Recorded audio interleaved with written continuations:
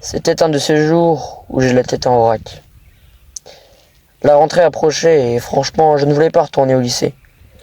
Je partis donc me promener, la tête perdue dans mes pensées. Je traversais le bourg. Comme à l'accoutumée, pas un chat.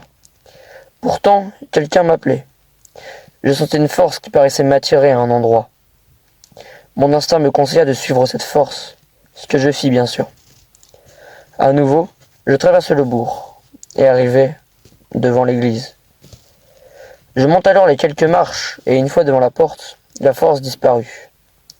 Mais pourquoi ici? Pourquoi m'emmener devant ce bâtiment alors que je ne suis pas croyant ni même baptisé? Je me mis donc à réfléchir. L'église, la religion, mes actions passées. Je n'ai aucun lien avec quelconque religion. J'en viens donc à la conclusion suivante. Ce sont mes croyances personnelles qui m'ont fait venir ici.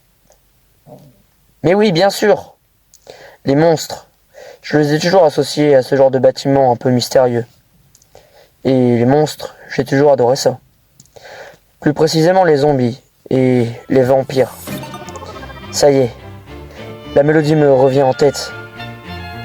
Castlevania, voilà donc ce qui m'avait attiré là.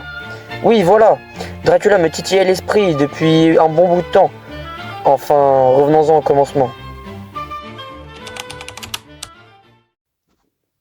J'étais dans le car, en route pour le lycée, quand le désir d'entreprendre une aventure me submergea. Il me fallait une aventure courte mais épique. J'allumai ma Odroid. Je me baladais dans le catalogue. Castlevania The Adventure me tapa à l'œil. Étant déjà familier avec le monde de Castlevania, notamment avec les épisodes Nintendo 64 et le premier sur NES, je me lançai dans l'aventure. Mais l'enfer commença. Castlevania, série phare du jeu vidéo qui commença en 88 sur NES et qui en 2017 a même eu le droit à sa propre série Netflix.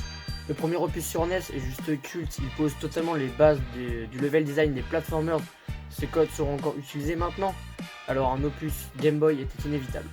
Contrairement à l'opus NES où nous incarnions Simon Belmont, dans ce Castlevania Game Boy, Castlevania The Adventure, nous incarnons Christopher Belmont et les événements de l'opus Game Boy se passent 100 ans avant les aventures de Simon. Comme pour l'opus NES, c'est Konami qui nous propose cette aventure Castlevania sur la console portable de Nintendo. Castlevania Game Boy sort en 1989. Or, en 1989, c'est aussi la date de sortie, l'année de sortie de la Game Boy. Et le jeu souffre justement de cette date de sortie.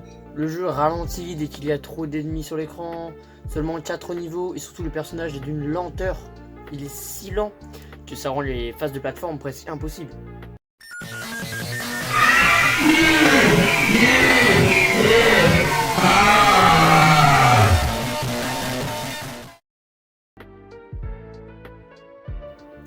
Enfin, l'ambiance est très bien retranscrite et le jeu est complètement dans la lignée des autres Castlevania.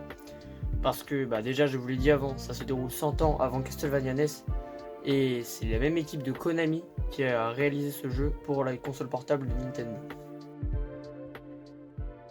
C'est donc comme ça que je me mis à jouer toute l'après-midi à ce Castlevania. J'étais Christopher Belmont, et mon but était clair, tuer le vicomte Dracula. Mais rapidement, je fus bloqué. Ce niveau à la corde est coriace. Dracula mourra, mais pas aujourd'hui. En effet, le jeu propose différents styles de jeu, dont un bien dur en corde où un mur de pique nous pourchasse. Mais rappelez-vous, le personnage est super lent, alors ça rend ça impossible. Enfin, je commence à avoir l'habitude, parce que dans les jeux rétro, notamment les opus Game Boy, les jeux ont tendance à avoir un ou deux niveaux, ou même tout le jeu, très dur, et qui sont là pour rallonger la durée de vie. Parce qu'un jeu Game Boy, en général, un jeu d'aventure, outre les Zelda, durait 4-5 heures. Et là où Castlevania The Adventure fonctionne vraiment, c'est sur le level design. On ressent vraiment que c'est Konami qui a fait le jeu, car c'est le même esprit que sur la NES.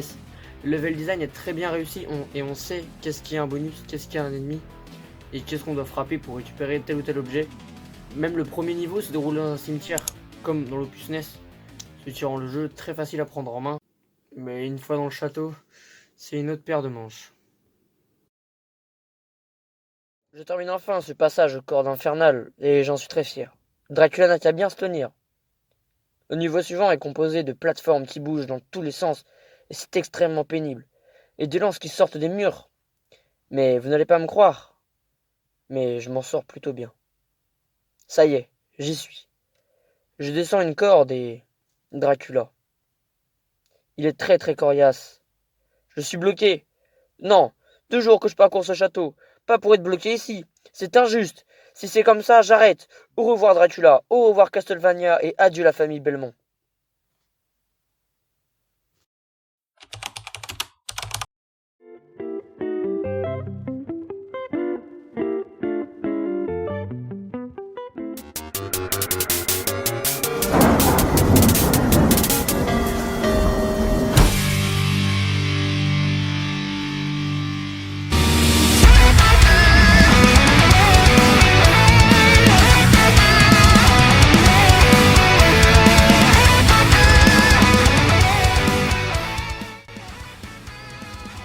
J'ai rallumé ma Odroid et...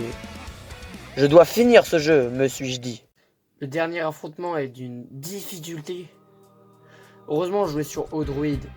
Plus d'informations en description, mais je crois que je vous l'ai déjà dit en début de vidéo. Donc ça veut dire que je pouvais sauvegarder tout le temps. Donc j'avais juste à sauvegarder dès que j'avais fait quelque chose et restart la save. Mais pour ceux qui ont joué sur Game Boy, ça a dû être l'horreur. Rien que moi là, j'en ai chié, voilà. C'était vraiment dur. Et le dernier affrontement est très très dur puisque Dracula a 2 phases. La première phase, il est en vampire. Il est franchement pas dur à tuer. Mais en deuxième phase, il se transforme en chauve-souris et fait du 3/3 de dégâts. Et en plus, il crache des chauves-souris. Et ces chauves-souris font aussi plus de dégâts. Ce qui rend l'affrontement très très dur. Et je comprends que certains joueurs de l'époque n'aient pas terminé le jeu. Le jeu est super cool, malgré un personnage lent au possible et une difficulté très très élevée à la fin du jeu. L'aventure reste épique et le jeu est graphiquement réussi. Pour moi, c'est un 14,5 sur 20. Voyons voir ce qu'en pense la presse. Ici donc, c'est un article de jeuxvideo.com. Difficile, cruel, mais artistiquement réussi, il reste un jeu agréable, grâce à un level design excellent et à une ambiance saisissante. Bon eh bien, nous sommes à peu près du même avis, puisqu'ils lui ont mis un 14 sur 20. Écoutez, pour moi la note est très juste. Si un jour vous avez le plaisir d'y jouer, bah n'hésitez pas, c'est vraiment un bon jeu et la difficulté peut passer, puisque je vous l'ai dit, il n'y a que 4 niveaux. Et j'ai oublié de vous le préciser, mais lorsqu'on meurt, on ne réapparaît pas au tout début du jeu, on recommence juste le niveau. C'est assez rageant effectivement, mais c'est toujours mieux de recommencer au début du jeu.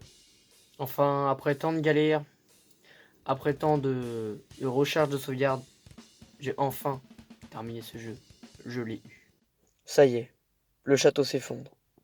La boucle est bouclée. J'avais tué Dracula. Cela voulait dire que j'avais fini Castlevania The Adventure. Oui. Oui. Oui, j'avais gagné. Personne ne pourra me retirer cette fierté d'avoir triomphé des forces du mal. J'étais devenu un membre du clan Belmont.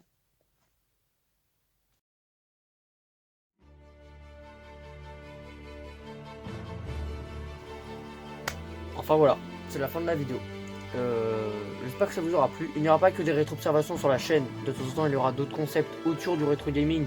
Et puis, certains pas du tout autour du rétro gaming. Je continue à faire des vidéos. Je vais continuer à faire des vidéos juste un peu délire, par exemple sur Clash Royale, sur des jeux mobiles. Mais il n'y aura plus jamais le logo Power Director en bas à droite de la vidéo, même en bas à gauche, même au milieu. Il n'y aura plus jamais de logo de site de montage. Donc voilà. J'espère que ça vous aura plu. En tout cas, ce format me plaît. La vidéo était super travaillée, donc mettez un like, abonnez-vous. Bref, salut tout le monde, c'était Byers, la bise, bye.